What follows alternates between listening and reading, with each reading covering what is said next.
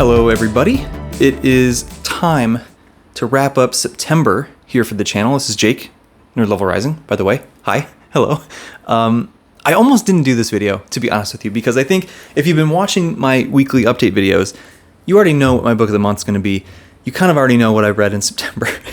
But I'm going to do it anyway, because I know not everybody watches those videos. Some people just like the kind of monthly recap stuff. And I mean, these books were just awesome, so I'll take another opportunity to talk about them. So let's do that. The first thing I read here in September was half of The Inheritance of Magic, Book 3, A Judgment of Powers by Benedict Jaka. This was a arc that I got from NetGalley, and I was really excited for this because I loved Book 1, which was Inheritance of Magic.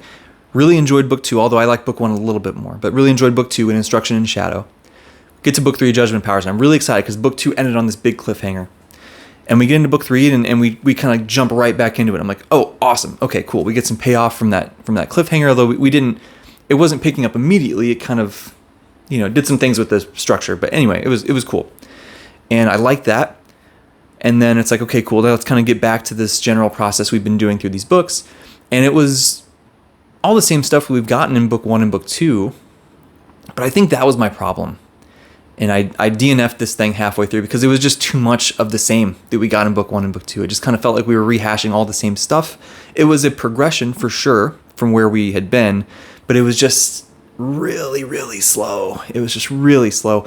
And it's not bad at all. Like, don't get me wrong. I didn't dislike this book. I wasn't bored. I thought the writing is...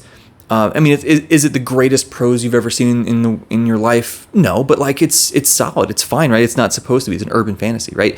And I was having, a good time, but my reading time kept getting compressed more and more and more, and I was feeling the pressure of needing some extra time to get other things done, real life things, and I was like, man, if I'm not stoked to pick up this book, what am I doing? Right? And I'm trying to just embrace that in general now. I think Andrew from Andrew's Wizardly Reads gets, he has this reputation now as being the DNF king. And I think that's actually a really good thing because life is too short, man. And you're not going to be able to read everything that you want to. And so why are we spending time reading something that you're not stoked about? So I'm trying to embrace that a little bit more. And if something's not working for me, just leave it alone. It's okay. Right? It's okay. So I ended up putting that one down, but I do want to be clear. I don't think it's a bad book at all. I think a lot of people are really going to enjoy it. It was just a product of me having less and less time, feeling like it wasn't quite enough of a leap forward in the series to keep me as mentally and emotionally engaged in what was happening. So I ended up just kind of setting it aside. But I did really enjoy the beginning of that series, and I still really want to check out Benedict Jaka's other stuff, the Alex Verus series. I do very much still want to look at those at some point, and they're so short and sweet. They're not super time consuming. But so that's what we started the month with. Not the best way to start, but hey, it is what it is. We spent a lot of the month focused on these three bad boys right here, and the first one that I'll talk about is Sword of the Lictor, Book 3 of the Book of the New Sun by Gene Wolfe. This is something I was doing a daily 1 to 2 chapters with Joanna, and she is just the best person to read this with, right? Because I got so much more out of it, man. I got so much more out of it for multiple reasons. Some of that is just because she is really smart and really insightful. And so like when we read our chapter or two, we started off doing 1 chapter a day, and then we were like, hey, this is just too good. And there's too much momentum. We got to pick up the pace because it's just really fun. And so we got into 2 chapters a day. But she's catching things that I would miss, and it just helped me get even more out of it. It was so great. But also, I was like, I really want to be on my A game because I want to say something that impresses her. So I was trying to really pay extra close attention and try to really think through and try to see what some of the symbolism is, try to see and just have some good, impactful things to share. And I think I got a couple, maybe. But yeah, so with both of those things combined, I got so much more out of this. And also talking to Sam from iSamwise, who has read the series multiple times.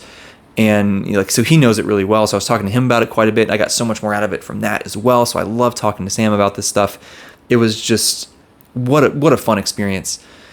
This is probably the most work that I've put into understanding a story, but not in a bad way, right? Like to me, it feels fun. It's like putting together a puzzle. It's a challenge. It's fun. You don't have to do that extra effort to like the story. Like you can get the surface level, just plot details. Awesome, right? Totally awesome. And it's still a great story. Are you going to understand everything? Probably not, right? Certainly not. I'm putting a lot of work in to try to understand more of those layers, and I'm missing a ton of stuff, I'm sure. I'm sure. But I'm really enjoying the things that I am picking up on.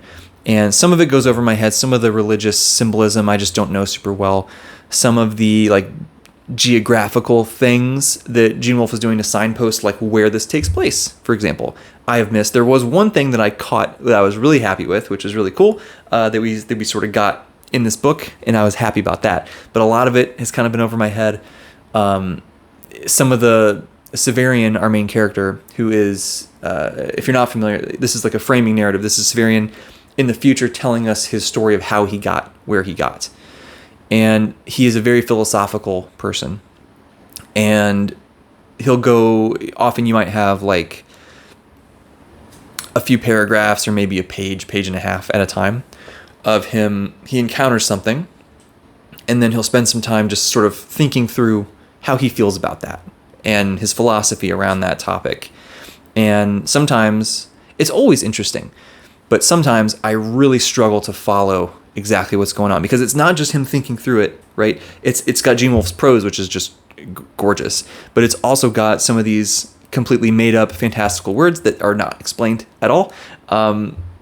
It's got just all the layers of Book of the New Sun, right? Where we have humans, we have, this is a very far future science fiction dying planet series, right? So we have this weird ecological stuff happening that's different from our current world. We have different races, we have different animals, we have different fauna and flora, we have different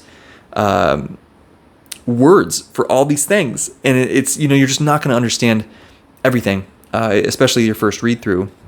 And so sometimes those philosophical passages feel even more esoteric and confusing. And I'm just like, bro, what? Like, what is happening? But if you really take your time, you can at least get pieces of it, which for some, I'm sure will feel frustrating.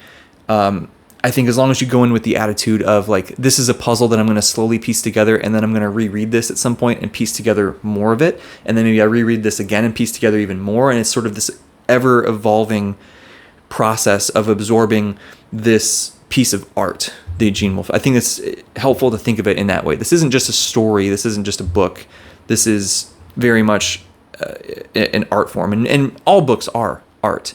But I think this is one that requires even more so thinking of it in that way, because it's, like a painting, you have to, like a masterpiece painting, you can't just glance at it and pick up everything, right? You're going to look at it, and the longer you look, you're going to see other little things, and then you're going to go away, you're going to come back and look at it again, you're going to see some other stuff that you missed before, but it makes all this other thing make more sense. And you're going to learn more about, well, the context around the time when this was created, and the materials that he used, the type of paint that was used, the technique that was used, all came together to create this thing.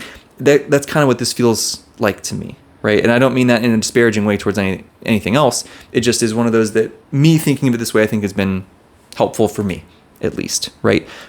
Is this my favorite story I have ever read?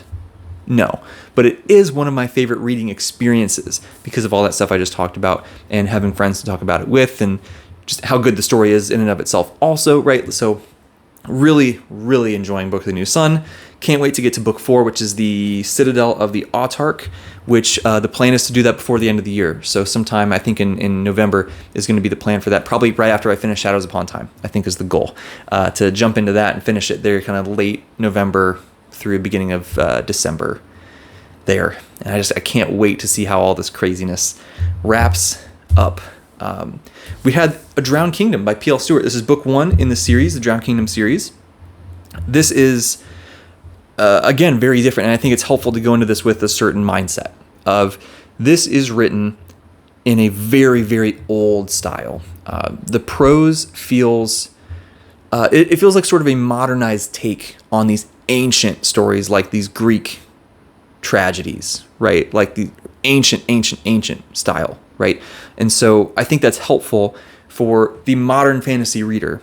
If all you read is modern fantasy, the only thing that you enjoy is super modern fantasy, you might not like the style of this very much. I would still say give it a chance because the story is great, the characters are great, the things that PL is exploring in here, really, really well done, I think. But the style itself, the delivery itself, might take some getting used to if all you read is like super, super modern stuff. But with that in mind, I think it made some of these early chapters feel like it's a lot of explanation, it's a lot of information. But when you look at it through the lens of the style that it's purposefully being told in, I think it all makes sense. It all fits that style really, really well. And it makes some things that happen later actually more impactful because I have more of that context. So I enjoyed that. I really enjoy the character of Othrin. I mean, he is unreliable narrator for sure. Not a great person. We start off the story with him telling us that this thing happened, this horrible thing happened, and I'm going to tell you how we got there. And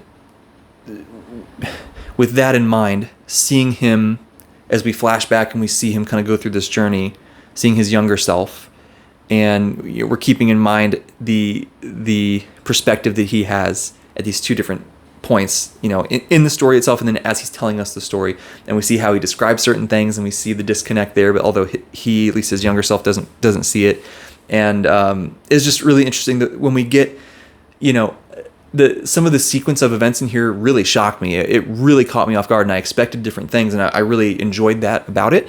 I really enjoyed the exploration of religion and the sort of interaction between your traditions, what you've been taught to believe, the actions that you take, the words that you say.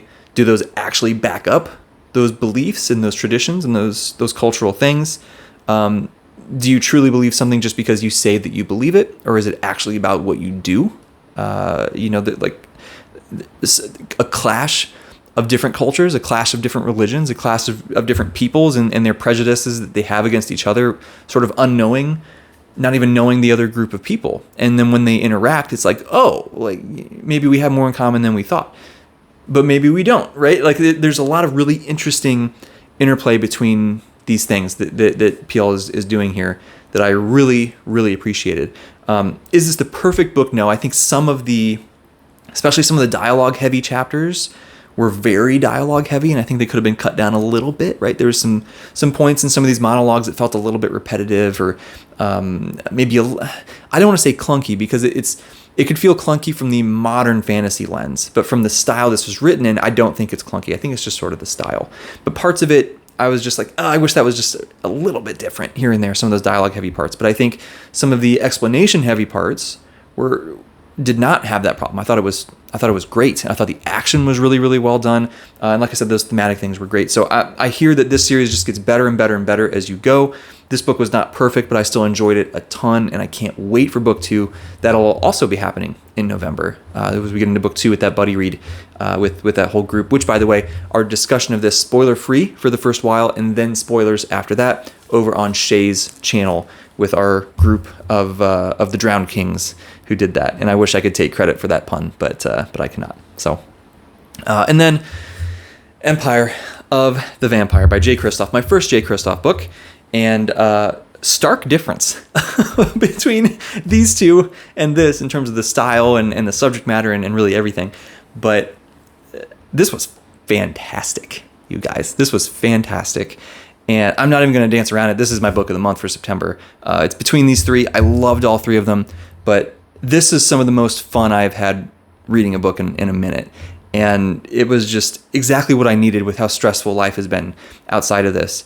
And just seeing what Kristoff did with the way that the vampires are written, the style of vampire that he used a lot of like traditional vampire lore and also like some new different things that he interfaced with it. I really like that. I loved, actually, again, a framing narrative. All three of these are where Gabriel is being interviewed, telling us his life story. Nice little nod to Interview with the Vampire, I would say, right? Probably. So that's really cool. And so we have that. We have these different timelines. We sort of flash back in time, and then we flash even further back in time. So we have sort of 3 timelines that we're following. I was super engaged with all 3 of them. It jumps back and forth between them in a way that I do not think is confusing at all. I don't think it's jarring at all. I think, some people might say, well, I was really interested in this and it gets to this little mini climax and I really want to know what happens next. And then you show me this other timeline. Like, come on, let me get back to this. I could see some people saying that. For me, it worked great because like I'm interested in all the timelines. So it built up to this tension and then kind of came back down and built up even more tension in this other thing. Now we get to go back to this one. And it was just this constant, I just always wanted to turn the page, always wanted to read one more chapter. And it just kept me really engrossed in the story. I love Gabriel. I love all the characters in here. Honestly, I think all the characters are fantastic. His dynamic with really all of them and how it changes over the story. There's a lot of characters in here that the way that we begin the story, it's very different by the end.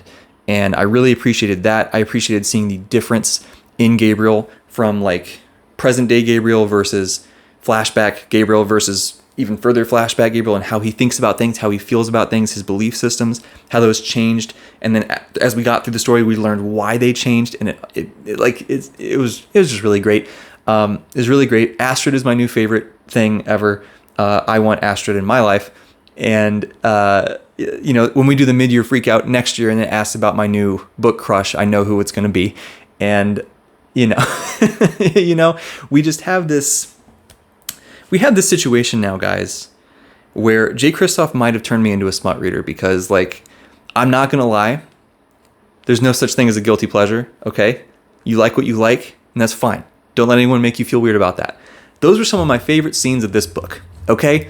And there's nothing wrong with that. It was great. I hear book 2 has more of that. It even gets ramped up a little bit more. Huge thumbs up for me. Can't wait. Can't wait for book 2 in general. I really want to know where this goes. The ending of this was like, it shocked me in some ways. I never would have thought that it would have ended in that spot. And I can't wait to get to book 2. That will absolutely be happening in October. It's one of my main goals in October is to read book 2. So I'm ready for book 3. This has just been so fun.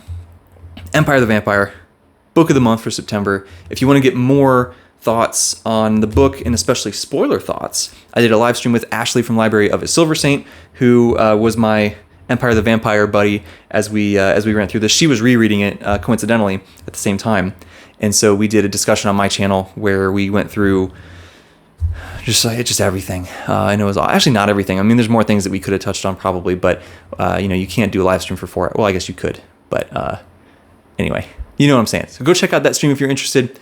And wow, I can't wait for book 2. Okay, that's everything I got. That's my September recap. I would love to hear from you guys in the comments. What was your book of the month for September? What did you enjoy the most? Did you read? I know a lot of people were reading Empire the Vampire here this month to get ready for book 3. And so what did you think of that? Did you like it as much as me? I hope so. Have you done Gene Wolfe? Have you tried Drowned Kingdom? I know there's a handful of people who have. Certainly the people in my book club were reading. This is what we were doing for our book club again, which was just super, super fun and a wide range of experiences with it, which I think makes for really interesting conversation. And so we will be having our book club discussion about that sometime in October as well. So I'm looking forward to that one also. In the description of this video, you will find links to, of course, channels that I mentioned, and also the description of the Patreon, all the different tiers, different things you can do to get involved in the channel, propose video ideas, all kinds of things like that. Join the book club if you want to. All that is listed in there. We got the Discord group that's all free except for those exclusive sections that are just for the patrons. We got my Instagram, all kinds of cool stuff. So check out the description. Like I said, talk to me in the comments. If you like the video, you want to join the community, help keep building this thing up, there's various ways you can do that. I mentioned both of those things. There's also channel memberships. There's also the just subscribing to the channel if you haven't and you want to be around and see some more stuff. Always love that. Always love making more friends. It's great. It's my favorite thing. We get to read more great books together, which is what this whole thing is all about. So with that, what a September. Can't wait for October, and we'll see what it has in store. Thank you for watching. See you next time.